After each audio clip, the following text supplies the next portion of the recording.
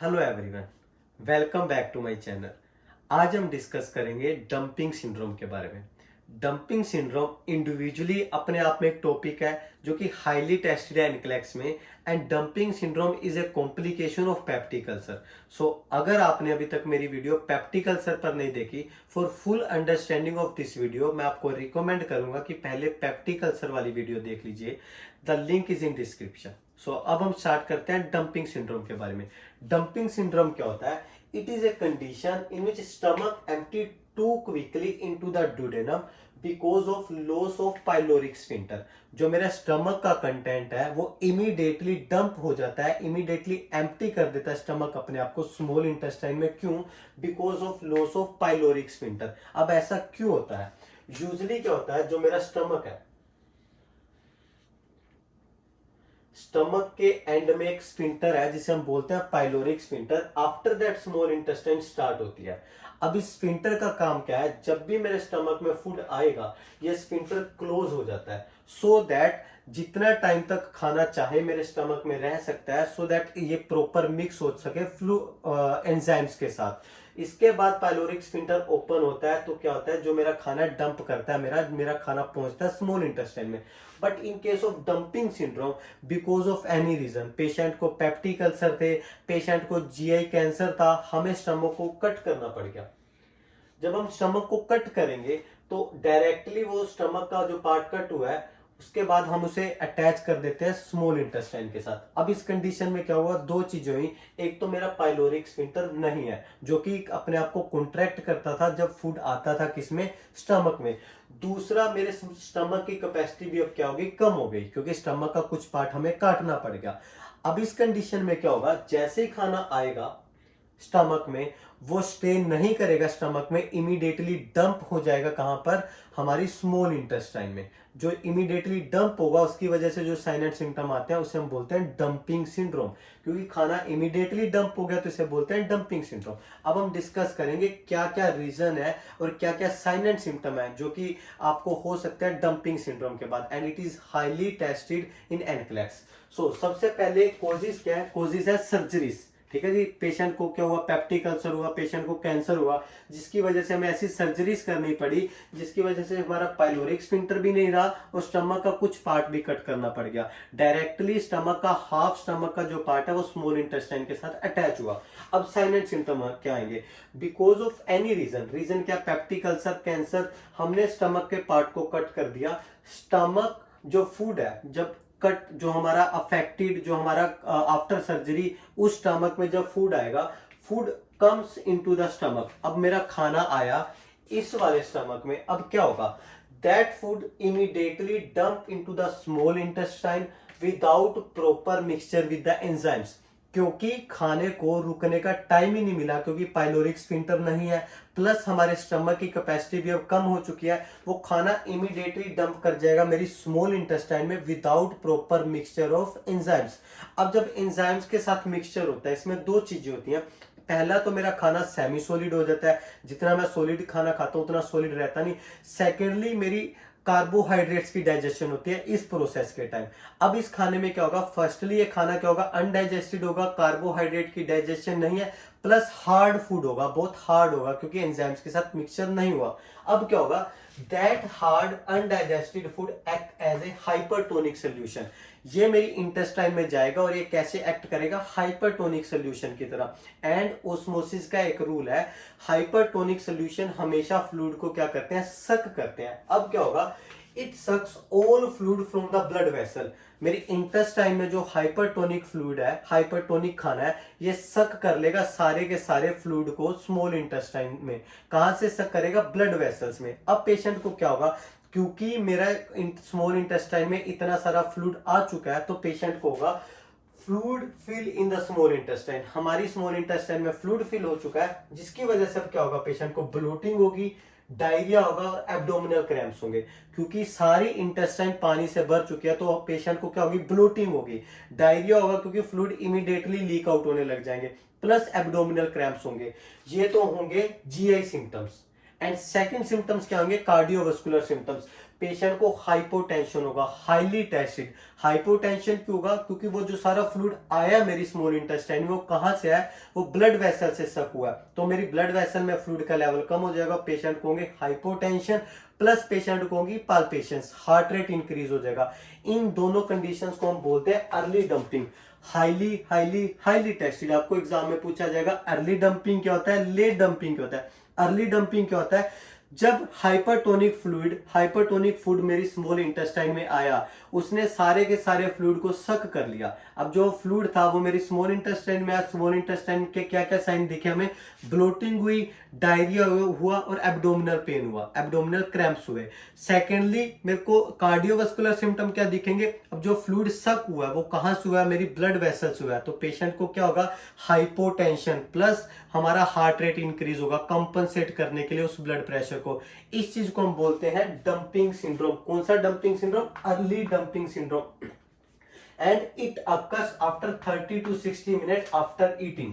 Highly tested. आपको exam में पूछा जाएगा डंपिंग सिंड्रोम में पेशेंट को खाना खाने के आधे घंटे बाद या 1 घंटे बाद क्या साइन एंड सिम्टम आते हैं? इन्हें हम बोलते हैं अर्ली डंपिंग। और क्या क्या साइन एंड सिम्टम आते हैं? हाइपोटेंशन, पाल्पेशन और एब्डोमिनल लेवल पर, जीआई ट्रैक के लेवल पर bloating, diarrhoea and abdominal cramps. Highly tested. After that patient ने खाना खा लिया जी, पेशेंट को ये वाले सिम्टम हो गए, और अब क्या होगा? This hard undigested food is rich in carbohydrates. अब ऐसा क्यों? क्योंकि कार्बोहाइड्रेट की डाइजेशन मेरे माउथ से ही स्टार्ट हो जाती है और मोस्ट ऑफ द डाइजेशन मेरे एब्डोमेन में, मेरे स्टमक में होती है।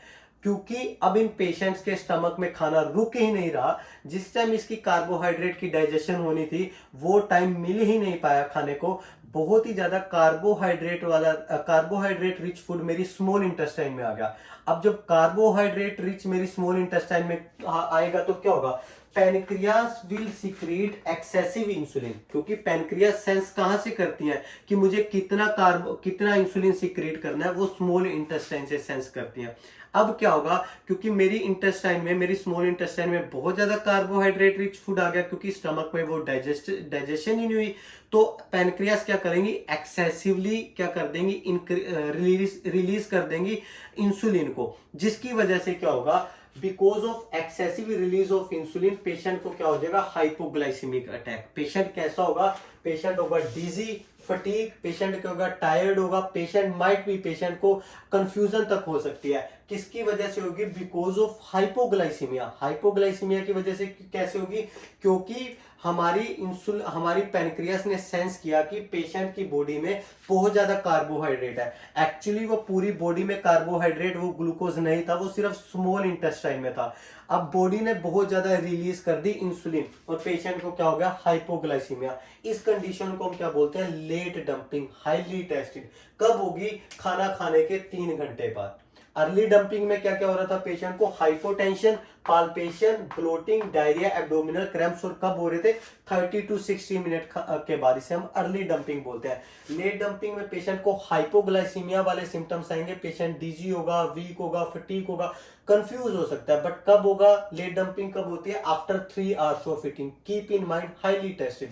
अब हम इन पेशेंट्स को क्या एजुकेशन देते हैं?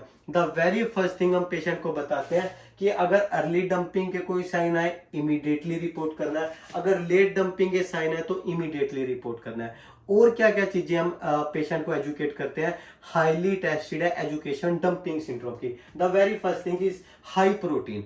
हाई प्रोटीन क्यों देंगे? क्योंकि पेशेंट की जो कैलोरी डिमांड है वो पूरी हो सके, क्योंकि पेशेंट के एब्डोमेन में पहले ही खाना नहीं रुक रहा, प्रोटीन डाइट में ज्यादा होना चाहिए इस कंडीशन में। Low fibre, keep in mind low fibre क्यों देंगे? क्योंकि पेशेंट को ऑलरेडी डायरिया हो रहा है।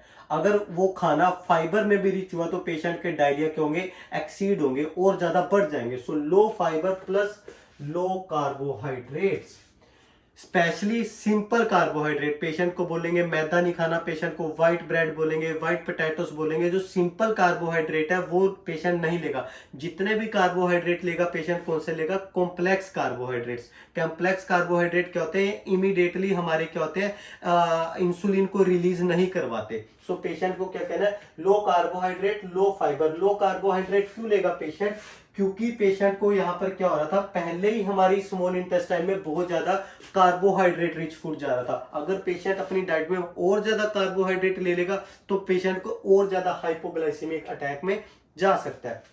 नेक्स्ट पेशेंट को क्या बोलेंगे, स्मॉल मील्स लेनी होती है इन पेशेंट्स को, कभी भी ये लार्ज मील नहीं लेंगे। अगर आपको एग्जाम में दे रखा है 3 लार्ज मील, नेवर एवर। ये पेशेंट 6 मील लेते हैं, स्मॉल लेते हैं। एक्चुअली पेशेंट थोड़ा थोड़ा खाना खाते हैं, क्यों? क्योंकि अब स्टमक की कैपेसिटी उतनी नहीं रही। अगर पेशेंट ने बहुत ज्यादा खाना खा लिया, वो डंपिंग सिंड्रोम डेफिनेटली पेशेंट को होगा। तो हम क्या एजुकेट करते हैं, अपने दिन में छोटा छोटा खाना खाना है, 6 स्मॉल मील्स लेते हैं। नेक्स्ट थिंग, पेशेंट को बोलते हैं जो खाना खाना है वो हमेशा क्या होना चाहिए, ईट रूम टेम्परेचर फूड। ना ही ज्यादा गर्म होना चाहिए, ना ही ज्यादा ठंडा होना चाहिए। अगर ज्यादा गर्म होगा या ज्यादा ठंडा होगा, वो क्या होगा, गैस्ट्रिक एम्प्टिंग हमारी फास्ट हो जाएगी। तो पेशेंट को क्या बोलना है, रूम टेम्परेचर वाला ही खाना खाना है। Next very important, no fluid with the meals. Patient को एजुकेट करना है, आधा घंटा खाना खाने से पहले, आधा घंटा खाना खाने के बाद पानी नहीं पीना, क्योंकि पानी की वजह से क्या होगा, ब्लोटिंग और ज्यादा इंक्रीज हो जाएगी। Very important education. Next one, the most important, rarest. ऐसा हम ऑलमोस्ट किसी भी डिसीज कंडीशन में नहीं बोलते except dumping syndrome, lie down after food. Patient को बोलना है खाना खाते ही लेट जाना है इमीडिएटली। अब ऐसा क्यों होगा, अगर पेशेंट खाना खाने के बाद नहीं लेट रहा तो क्या होगा, मेरा ग्रेविटी के थ्रू डंप होने के ज्यादा चांसेस है, मेरा गैस्ट्रिक एम्प्टिंग जल्दी हो जाएगी अगर मैं बैठा हूं। तो पेशेंट को, इन पेशेंट्स को क्या बोलते हैं, खाना खाते ही लेट जाना है, सो दैट गैस्ट्रिक एम्प्टिंग क्या हो, डिले हो। Next one is eat slowly and chew food thoroughly. जितना ज्यादा स्लोली खाएंगे उतना ही ज्यादा हमारे स्टमक को टाइम मिलेगा उस फूड को होल्ड करने का। अगर एकदम से खा रहे हैं तो वो एकदम से डंप हो जाएगा। Last one is major vitamin B12 level. क्यों?